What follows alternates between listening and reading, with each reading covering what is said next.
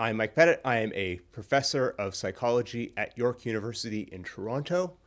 I was originally trained as a historian of science and medicine, but I'm part of York. At York in Psychology, we have a program dedicated to the historical, theoretical, and critical studies of psychology, of which I'm a part.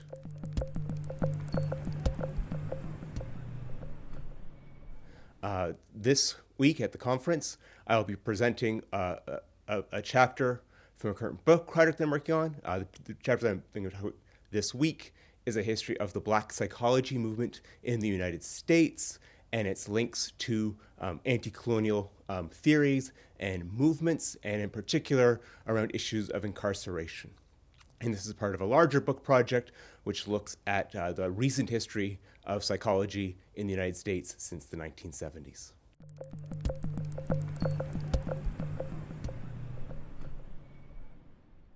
So I think culture is a very interesting and contested keyword for both historians and psychologists.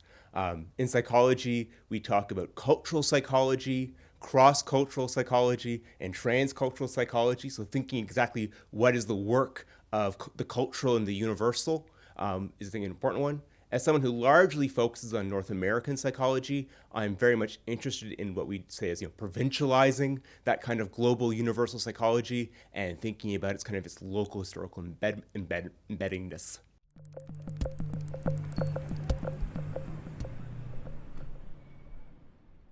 Yeah, I think there's a lot of exciting work on the program in kind of altering our dominant geographies of psychology and psychiatry in the second half of the 20th century. I'm really excited about that kind of work.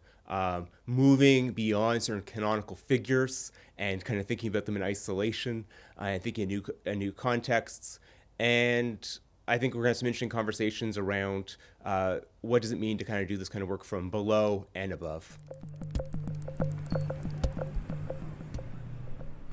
So for me, I think doing, most broadly speaking, kind of historical and anthropological work on psychology and psychiatry. As I said, mentioned largely work in a psychological context. And so for us, teaching the history of psychology in a critical manner, I think is an important pedagogical thing for psychologists in training. It helps them reflect on their practice and hopefully helps in culture a sense of kind of epistemic humility as they approach their clinical and experimental work.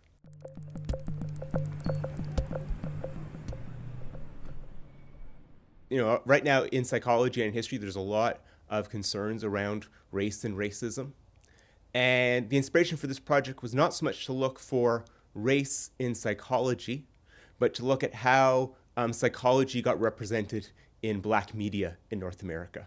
So the stories I kind of want to tell this week are largely the ways in which the psychology profession was represented in a variety of Black media, popular magazines like Ebony, and more radical newspapers like the Black Panther, as well as the Nation of Islam's Mohammed Speaks. So rather than kind of look for Black people in psychological discourse, I'm interested these days in thinking about the ways in which psychology gets represented in Black discourse of variety of forms. I think so. I think one of the things that kind of really surprised me is actually how prominent psychology is in these underground newspapers and kind of even glossy magazines of the 1970s. And so, yeah, there's much like you would find in other popular magazines of the time period, magazines like Ebony during the 1970s almost always has an article about psychology. And I think tells us a very different kind of story than we've been telling about, for example, popular psychology.